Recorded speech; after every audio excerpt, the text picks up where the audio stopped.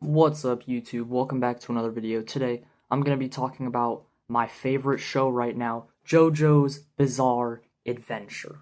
Now, I know that that's a pretty LARP anime, it's pretty popular, but there's a lot of people who don't want to give the show a chance because they think that it's too zesty and it's weird, and everybody says that part 1 is trash, which is literally wrong. Like, I don't know why so many people hate on part 1, but yeah, I've watched parts 1 through 5 completely. I'm on part 6, I just started it, and I read part 7 because I heard that it was disconnected from the rest of the JoJo's universe, which it is. So I read the manga for that, and that was good. So I really only have part 6 to finish, so I'm only gonna be done. I'm about to be done with JoJo's. But I just wanted to make this video right now because I wanted to. So, I'm going to be telling you, like, my favorite parts, my favorite things about each part, like, just stuff like that. Pretty much just yapping. Part 1 of JoJo's, it's a great introduction to the series. It's very short. It's like 9 episodes. People say that it's boring and that the pacing is bad. Literally how? It's the shortest part in the whole show. Like, and it moves through pretty quick. The first part is just supposed to introduce you to characters, and it is a little bit more basic. Like, I guess Araki didn't really know what he wanted to do with the series yet. So, all the characters weren't, like, hella gay yet. Like, everybody was still buff. They weren't all twinks and stuff. There wasn't even stands anymore, the most popular leveling system in the show. They were originally using Hamon, which I assume if you're watching this video, you know what that is, so I'm not going to be, like, breaking down all this stuff. But part 1 was great. I do have issues with it. There were not really any, like, crazy villains. Like, part 1 has the least amount of villains ever. Like, I can barely even remember who it was. Obviously, you have Dio Brando, who is, like, one of the best villains in the whole show. That's the main villain. The brother of Jonathan Joestar, gets adopted into his family and ruins his whole life.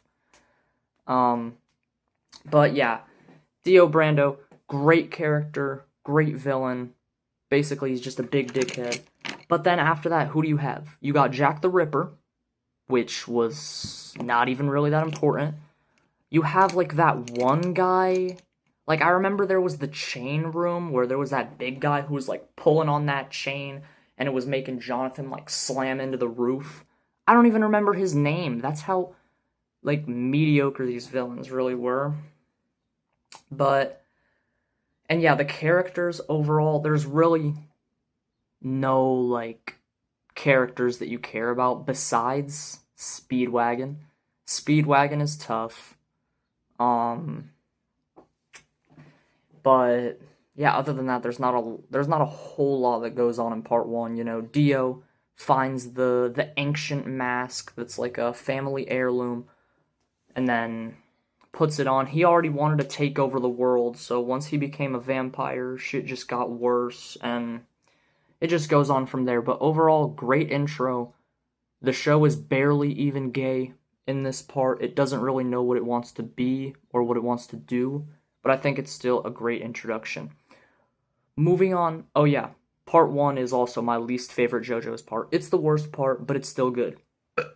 Part 2, things pick up quite a bit more. It's like 100 years in the future after Dio already got killed, allegedly. He didn't. And now it's Jonathan's son, Joseph. Or was it his grandson? Honestly, I really don't remember. But Joseph Joestar is the lead protagonist for the next part, and I think people be saying he's the best Joestar, which, I mean, he's really quirky. He has, like, some funny things, how he just, like, runs away from fights sometimes. He has some cool one-liners. He also just, like, happens to survive, like, a lot of things and then just, like, come back in, like, kind of a comedic way. He's, like, the most comedic JoJo character. He seems cartoony. Like, literally, in the first or second episode of the part, he pulls a Tommy gun, like, just out of his back pocket, out of nowhere. Like, that scene right there is really where I was like, okay, this show has more in store than I thought it did. And it really did. Part 2 has way better villains. Immediately, you have the two main, well, the main villains is the Pillarmen, the 3 Pillarmen. Cars, I low-key forgot the other one's name, and then the other one starts with M. It's like Muda, Mami, something like that, bro. But they are tough, specifically Cars. Cars is my favorite villain out of this part. They were still using the Hamon. They didn't get the stands yet, but the Hamon got more variety in this part, which I thought was cool. They started using it for, like, other things. Like, more interesting things, like whenever Jonathan was falling down, or no, Joseph was falling down, and then use the Hamon to, like, connect some icicles to, like, form a way for him to get out. I thought that was really cool. That's one thing I like about Hamon, and it was a little bit upsetting when they stopped using it. It had a lot of variety, which obviously stands have more variety because every stand is unique, so I still like stands way better, but Hamon, it's still cool. I like it. But yeah, Cars, he's got his blade that comes out of his wrist. Like, he be doing some nasty, crazy shit with that. Like, I remember the scene where he slides his blade through that wall, kills off, like, a whole room of people in one swing without even looking. He just sensed them there, bro. Like, he was a demon. He was tough, bro. And then when he turned into the ultimate life form, like, that shit was crazy. And also the Pillarmen's theme song, I really like.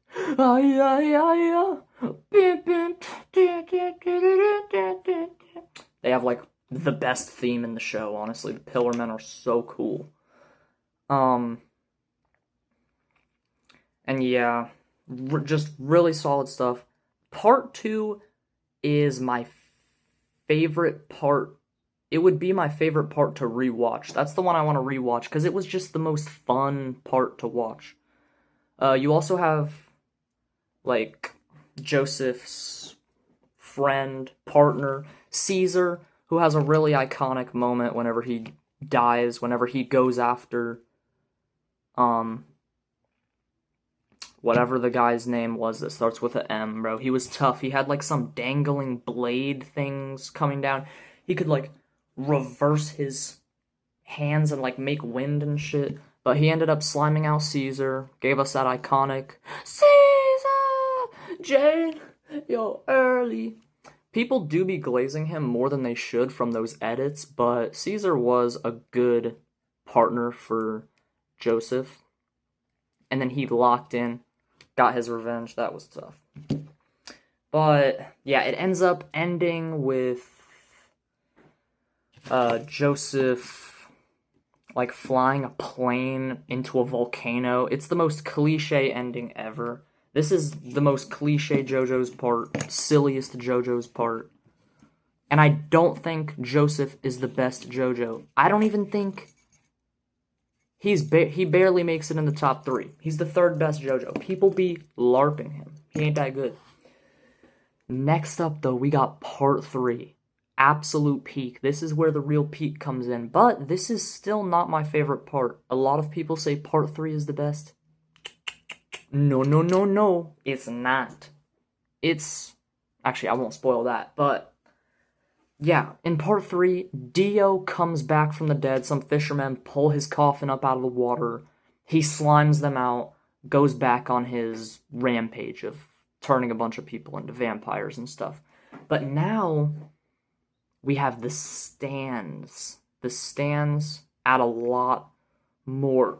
We're immediately introduced to Jotaro, which was actually my favorite Joestar Like, that was the one who I thought was gonna be, like, the GOAT, because he just had aura, like, the yada yada.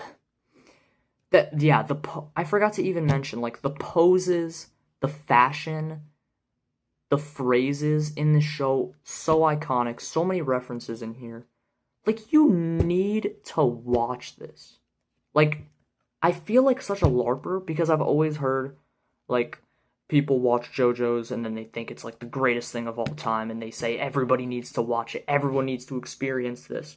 But, like, genuinely, like, it's a roller coaster of a story that doesn't take itself too seriously, and it's just amazing. It is, like, my perfect anime, bro. I love action adventure, obviously. But yeah, anyways, the main thing with this part is that Holly, which was Joseph's daughter, ends up getting a stand, but she can't control it. So she starts, like, it starts damaging her and stuff, so they have to save her, and they gotta get Dio, they gotta slime him out. But yeah, a bunch of super iconic stands in this part. Obviously, Star Platinum, Jotaro's, pretty much all of the main group. Like, this is a really iconic group. Like, Jotaro, Kakyoin, Polnareff was my GOAT of this part. Avidol, all of them, and then Joseph, whenever he comes around. Like, bro, really iconic stuff. They all have great stands. Silver Chariot, Hierophant Green, Magician's Red, like, and then Dio's stand, obviously. I kind of was already spoiled of what his stand was. I already knew that he could freeze time. Because I saw, like, I've seen, like, the Zawaldo. I've heard that before, I've seen it before, so I already knew what he could do. But that doesn't mean that that final fight wasn't peak. And then the deaths are actually tragic. Like, you really get to know the characters. Like, when Avidal died, like, that shit was tragic. And then he came back, and then he died again. I was like, bro, say you swear to God. And then Kakyoin, too. Kakyoin was actually my favorite. Polnareff or Kakyoin, it was one of them. But this is an amazing part. It really shows... It's kind of like the stands. This part has the most basic stands because this is when they were first introduced. But as the show goes on, they introduce more weirder and crazier stands. Like, these ones are pretty basic. They just have, like, your basic ranged stands. Close range stands. They had, like, one, I forget what they're called. It's like the proximity one where you can control it from far away. So, it was just to kind of show, like, a little bit of what stands could do, which I thought was really good. So, yeah, part 3 is peak. Not my favorite. Not even my second favorite. Now we're going on to part 4. Now, part 4, I have a really hard time deciding if this is my number 1 or my number 2, because it's so good. Josuke, the main JoJo for this part, is better than Jotaro, better than Joseph. I love just his vibe, bro. He's such a good character. His hair is just iconic. Like, it's just so tough, bro. He's tough. And then his stand is also obviously very tough. You've got a bunch of other really solid side characters, like Koichi, Okuyasu. That was like the replacement for Polnareff. He's pretty much just Polnareff, but like somehow even stupider. But in this one, they're basically going after this arrow that turns people into stands. And they're trying to like figure out how they can stop it and stuff. Which, just overall, tough. I do like the arrow, and it honestly stayed like an important thing for way longer than I thought. Like, it's still relevant where I'm watching now in part 6. But, yeah, part 4, Like, it just has some really solid stands in it. My mind is dead-ass blanking hard as fuck right now. I cannot think... Why can I not think of a single stand in this, bro? You got, like, characters like Rohan, Shigechi, that one alien guy who was hella weird. That's still confusing. And yeah, that's another thing with the show. It's supposed to get, like, more and more bizarre as it goes on. An alien is introduced in part 4. Also, more unique stands, like I was saying. That one where it's like an electrical tower, and it's its own stand. Like, it doesn't have a user. It will never disappear. So I really thought that was... I thought that was cool. I thought they were doing more interesting stuff with that. And then, the thing that really sold part 4 for me. I just realized I didn't even talk about my favorite stand in part 3. It's Cream. The Void guy. The vampire Void guy. Cream is so tough. Like, he can eat himself, turn into a ball that's pretty much invisible and can just go through anything. He eats other things and puts them into a void where they're just literally gone. Like, that's terrifying, bro. That is terrifying. That's my favorite stand from part 3. In part 4, I don't know. I actually really like Chili Pepper, the electric bird stand that can, like, go through power. I thought he was really cool. Red Hot Chili Pepper! And then, yeah, my fault. I was gonna talk about the part that really, like, sold it for me. The second half of part 4, where Kira, the actual main villain, gets introduced, is amazing. Kira is my favorite villain from the show. And he's just such an interesting character. Like, they put a lot of thought into his person, like, into his actual character traits. Like, he has, like, a weird hand fetish that he had since he was, like, a little kid. And then, because he saw the Mona Lisa one time, bro, there are such weird scenes with Kira. I just realized I didn't talk about any of the iconic gay scenes from part 3 either. But there's even more in part 4, so it doesn't even matter. Like, where that one guy's talking to those girls and says that he can smell one of them is on their period. Just some weird stuff. And then Kira's talking about how, like, he saw the Mona Lisa for the first time and got an erection. Like, he's just such a weird character. And he talks about how he wants to live this peaceful life when he kills people and takes their hand. And then has to throw it away once it starts decaying to get a new hand. Like, he only wants the hand, and then he has it as his girlfriend. Another great stand from this one. I forgot what it was called, but it was that, it was like the tunnel. It made a room in the tunnel, which got Rohan to go check it out, because he was just hella curious. And then the guy is, like, made of feet. It's like a pair of feet that are running, and then they, like, follow you around wherever you go. And then it builds up into this, like, person, bro. I don't even know. It's so weird. But, yeah, just great characters, great everything from this. Shigechi, I freaking love Shigechi, bro. I can't believe that Kira slimed him out like that. And then also Kira's stand, Deadly Queen, is unbeatable, bro. Well, they do beat it, so it's beatable, but especially once he combined it with that one cat plant stand, like, and then he could make those air bubbles that blow up. Like, there's so many iconic things with him. And then, like, all his moments with his son, where he's, like, trying to find out if he's onto him or not. Like, Hasanti, I think that was his name, is such a smart character. And then Kira kills him, and then gains the ability of,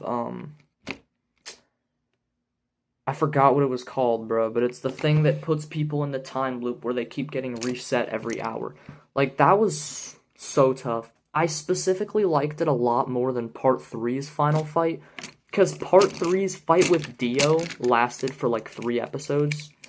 Them, like, Kira had way more interactions with them. Like, we got to see way more of Kira. I wish I would have got to see more of Dio in Part 3, instead of him just being in the background, hidden all the time, and then he comes out at the end and then ends up getting killed. Like, but Kira, they really stretched his thing. And then whenever he took his face off to, like, go hide with that family, like, just so unique. So unique. Yeah, Part 4 is either my number 2 or 1 spot. Diamond is unbreakable, man. God, so tough. And after I was done with that, I really didn't think that the show could get better. I thought it was going to get a little bit weaker. I heard that Part 5 is kind of boring. Who the fuck said that, bro? Who did I hear that from? Part 5 might be the best JoJo's part. I'm not gonna lie. Like, it's so good. It has my favorite side characters. My favorite characters in general. The team is iconic. You've got Giovanna, Dio's son, which was kind of crazy when I saw that. You've got Mista, the gunslinger, Fugo.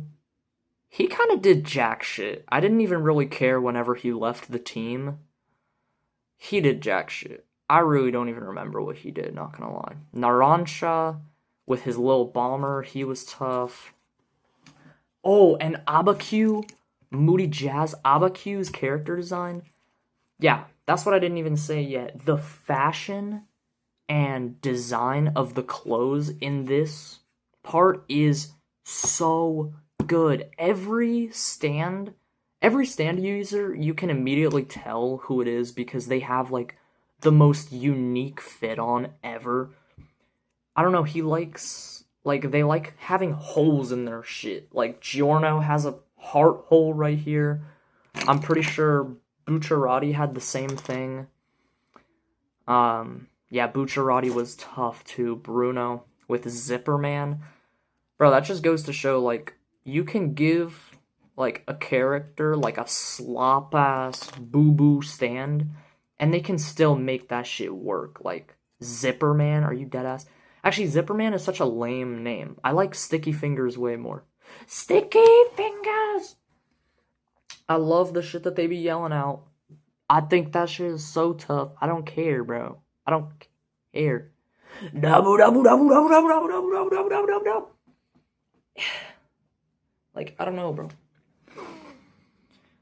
But also, the main villain for this part is obviously very good. I don't know if I like him more than Kira, but he is really interesting still, King Crimson, Emperor Crimson, because he's kind of like two people. He has, like, his henchman, Doppio, that he's, like, or Dopey, whatever his name was, that he's, like, living through his body, and Dopey, like, makes calls to him on, like, random objects. Like, this was the most bizarre part that I'd seen so far, but I know that Part 6 gets even crazier, so I'm pretty hyped to see what that's about. I'll do a follow-up video talking about Part 6 whenever I finish that, but this video is already long as hell. Yeah, like, I really have no complaints. King Crimson had a really cool ability, kind of similar to Dio's. They do a lot of stuff with, like, time. Time and fate is a big thing in this show. This part also had some of the most tragic deaths for me. Like, when Abaku died, I was like, there's deadass no way. Like, he was so tough. I loved Abaku. Polnareff comes back in this part way later on to help them defeat King Crimson with Golden Experience Requiem and also Silver Chariot Requiem, which are some of the most interesting stands that they've had yet. Like, Silver Chariot Requiem just puts everybody to sleep and then swaps their minds. Like, it's just so weird. But yeah, I just really like JoJo's Bizarre Adventure. And I'm gonna be pretty upset whenever I can't watch her anymore. Next, I want to watch One Piece or Death Note. But yeah, that was pretty much just me yapping about everything that I've wanted to talk about with JoJo's. Let me think if there's anything else I got on my plate. I don't think so. Well, part 5 is kind of the part where, like, everybody stops being buff and they all turn into twinks. Actually, if anything, that's more like part 3. Once stands get introduced, everybody's just a twink. Like, part 1 and 2, everybody's buff as hell. Like, you could see they were going for that classic anime style where everybody's just hella strong. Some point along there, they just said, fuck that. I want to do the complete opposite. I want to be zesty as shit. And I think it gives the show a really great charm. I wouldn't change the zestiness at all. There's some zesty thugs, bro. Zesty thugs, and it's tough.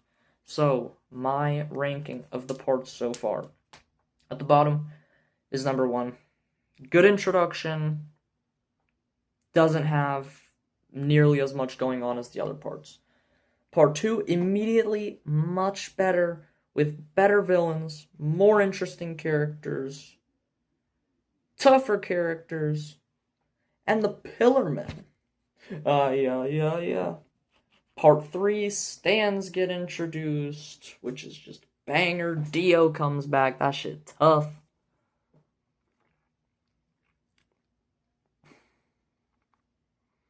So yeah, at the bottom is 1, then 2, then 3, then 4, then 5. It literally goes in order, bro. It just gets better and better as you go. I don't think that part 6 is going to surpass part 5, honestly, though. I think part 6 might even end up being lower on my list than part 2, but we'll just have to see. So far, like, they're in a prison, and I just don't see, like, the adventure part kind of seems like it's gone, unless they do eventually break out. And overall, the stands, like, I haven't cared too much about much of the characters. Jolene, I guess, is a fine main character. She's pretty cool. But yeah. So, let me know if there's any anime recommendations y'all have for me in the comments. I will definitely take them. Let me know, I don't know, your favorite JoJo's part, favorite stand, whatever. Or tell me if you like JoJo's, and if you haven't watched it, go watch it.